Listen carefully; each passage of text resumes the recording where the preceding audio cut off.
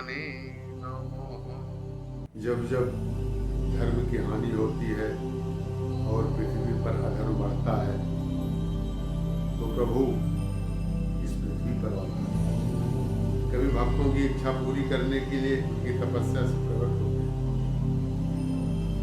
कभी अत्याचार बहुत बढ़ जाता है तो उस समय भी मेन उद्देश्य भक्तों की रक्षा करना ही होता है,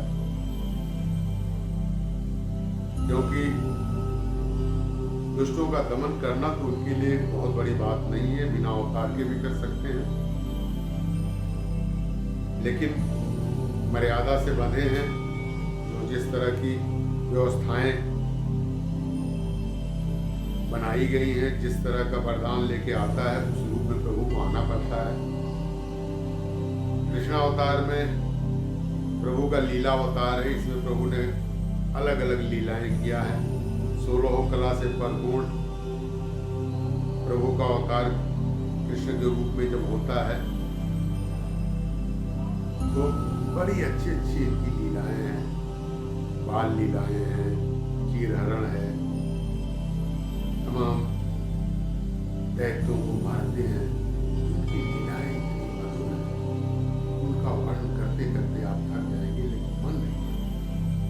आज एक ऐसा प्रकरण जो प्रभु के को बड़े ही प्रिय थे, उनको अहम होता है। उनका अहम प्रभु कैसे दूर करते हैं? प्रभु अपने भक्तों के अहम को तुरंत दूर करते हैं, भ्रम नहीं पालने देते। चक्र, गरुड़ एवं सत्यभामा, उनको भी अहम हुआ। चक्र ने सोचा मुझसे बड़ा कोई अस्त्र नहीं, गरुड़ ने सोचा मुझसे ज्यादा किसी की चाल नहीं, और सत्यभामा ने सोचा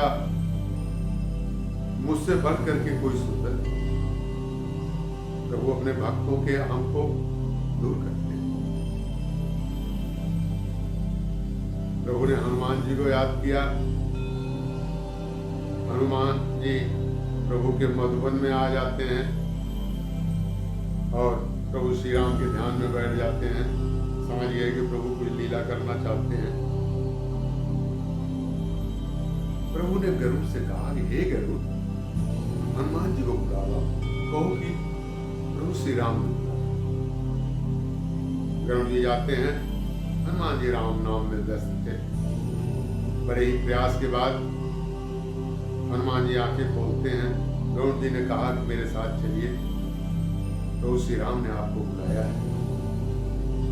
हनुमान जी ने कहा गरुड़ जी आप चलिए, मैं आता हूं। गरुड़ जी ने कहा मेरे साथ चलो। प्रभु ने तुरंत बुलाया, गरुड़ जी आप चलिए तो मैं आ रहा हूं। गरुड़ को अजीबोगरीब बातें याद आती है। क्या हमसे इनकी ज्यादा चाल तेज है? कह रहे हैं कि आप चलिए, मैं आपसे पहले पहुंचूंगा। खैर गरुड़ जी हनुमान जी की बात मान के आते हैं तो क्या देखते हैं, तो हनुमान जी वहां पर मौजूद। गरुड़ जी एक किनारे खड़े हो जाते। मैं तो समझता था मेरी चाल समझ जाती, क्योंकि 3 चीजें अमोघ हैं। जगत जननी जगदम्बा का आशीर्वाद, अब कृतकृत भय मैं माता, आशीष तो अमोघ विद्या। अशोक भगवान प्रभु का बाण अगर धनुष पर चढ़ गया तो फिर बिना वार किए वापस नहीं आता, अमोघ होता है। और हनुमान जी की चाल अमोघ होती है। हनुमान जी ने जब चल दिया तो न कोई के साथ चल सकता है, न कोई। इधर क्या हुआ, चक्र से उन्होंने कह रखा था, चक्र आज किसी को भी अंदर प्रवेश मत करने देना, चाहे कोई भी हो। हनुमान जी आते हैं, हरे पर चक्र हैं।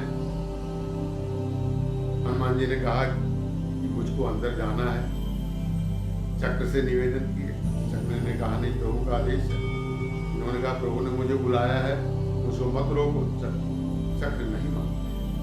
हनुमान जी ने चक्र को अपने मुंह में दबाया और अंदर जाते हैं तो कृष्ण भगवान उनको प्रभु श्री राम के रूप में दिखाई देते हैं और बगल में जो उनकी भार्या के रूप में सत्यभामा जी बैठी।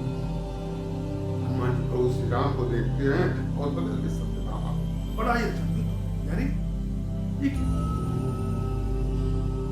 पूछते हैं प्रभु जगत जननी जगदम्बा कहाँ? आपने किस दासी को बगल में बैठा रखा? कहाँ तो जगत जननी जगदम्बा और कहाँ ये ऐसी औरत? इस तरह से श्री कृष्ण भगवान ने सत्यभामा को, जिनको ये गुरूर था मैं बहुत सुंदर हूं, चक्र को बड़ा गुरूर था, मुझसे शक्तिशाली कोई नहीं है, और गरुड़ कोई गुमान था कि 2 बार मैं पंखा मारता हूं और इस सृष्टि से उस सृष्टि तक, मैं आकाश के इस छोर से उस छोर तक पहुंच सकता हूं। अब देखिए सुंदरता के विषय में सीता जी के लिए हनुमान जी ने क्यों कहा? सीता जी इतनी सुंदर थी कि जिनकी उपमा किसी से दी नहीं।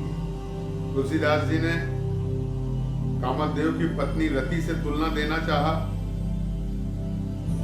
तो तुलसीदास जी कह रहे हैं इनका पति बिना शरीर का है और पति के शरीर न रहने की वजह से ये दुखी रहती है।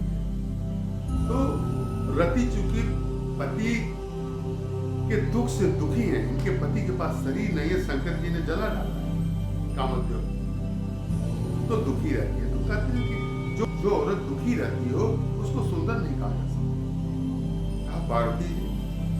पार्वती जी तो बहुत सुंदर है, लेकिन शिव जी का आधा अंग जो है उनका है, आधा पुरुष का है और आधा स्त्री का है, इसलिए इनको सुंदर के रूप में सीता जी से तुलना नहीं किया जा सकता।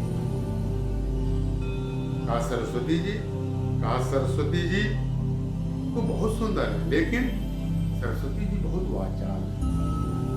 कोई औरत बहुत बोलने वाली हो उसे सुंदर नहीं मानती। औरत जितना कम बोलती है, मर्यादा में हो, लज्जा में हो, वो ज्यादा सुंदर। अब बारी आती लक्ष्मी। वसुधा लक्ष्मी जी और सीता जी में कोई अंतर नहीं है, लेकिन यहाँ ये सीता के रूप में आई है और एक अप्राकृत सीता जी प्रकट हुई है पृथ्वी से, अप्राकृत है। और लक्ष्मी जी खारे समुद्र से। सुंदरता का परिमाप उसके भाई बंधुओं से जो होता है। लक्ष्मी जी के भाई विष है, दूसरे जो है मदिरा है।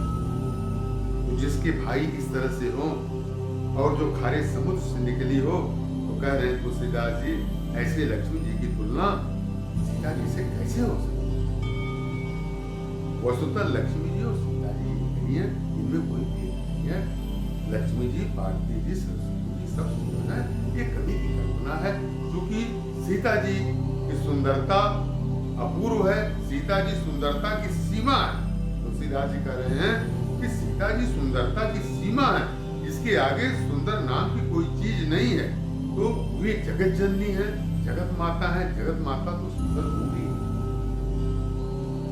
रंग भूमि जब सिय पदुधारी, और देखी रूप मोहे नर नारी।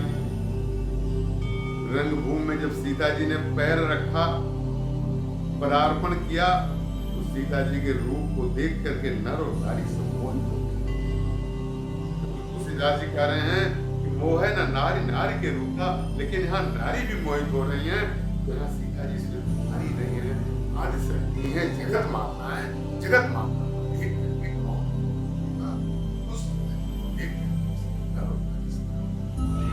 इसलिए प्रभु कृष्ण ने कृष्ण अवतार में तमाम किया है। एक छोटा सा किया, आप लोगों को अच्छा लगा होगा। इसी के साथ प्रभु का भजन करें। प्रभु